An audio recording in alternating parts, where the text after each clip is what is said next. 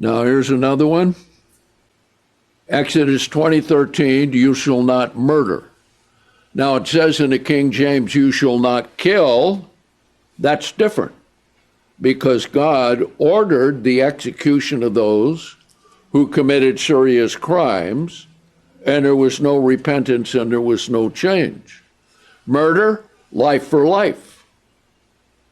Stroke for stroke. Stealing, we find, they had to return fourfold if it was cattle, fivefold if it was sheep. Now think about this for a minute.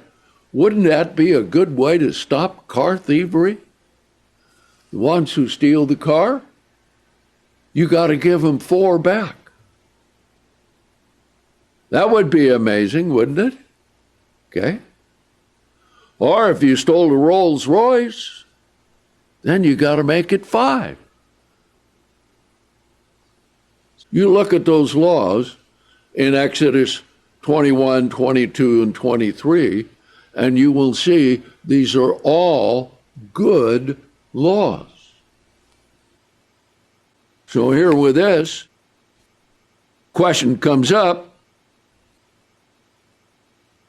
because in the New Testament we're told you are not to hate your brother in your heart, because that's the same as murder. And now there are a good number of churches, even churches of God, and this happened with this man and wife here at the church they attend to, wherever that is, that even the minister is carrying a concealed weapon. The question is, since he has it, if there is an attack on the church, what is he going to do? Well, you read in Revelation that the one who lives by the sword is going to die by the sword. Now then, when they come to persecute, they're going to come whether there are guns or not. Okay?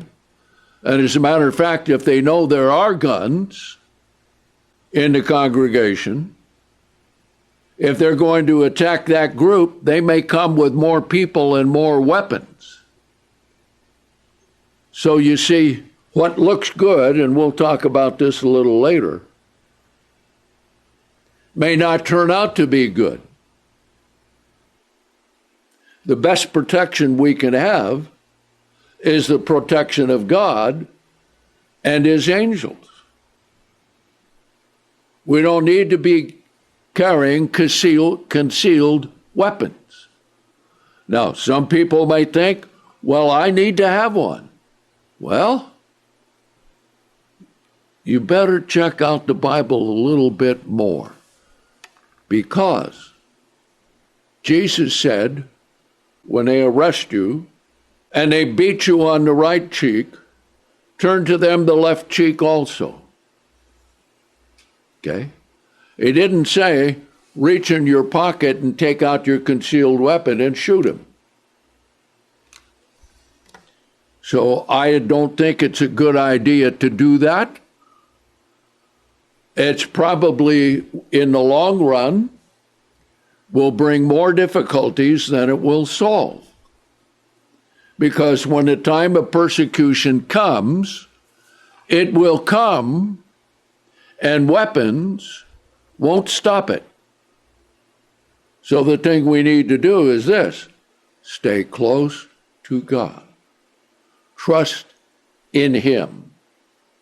And if you are arrested and hauled off, and you give a testimony to them, and they take you out to the guillotine and you lose your head, you have a complete assurance you'll be in the kingdom of God with a new body and a new head. Okay? So I did not know that this was happening in any of the churches of God until I got that email.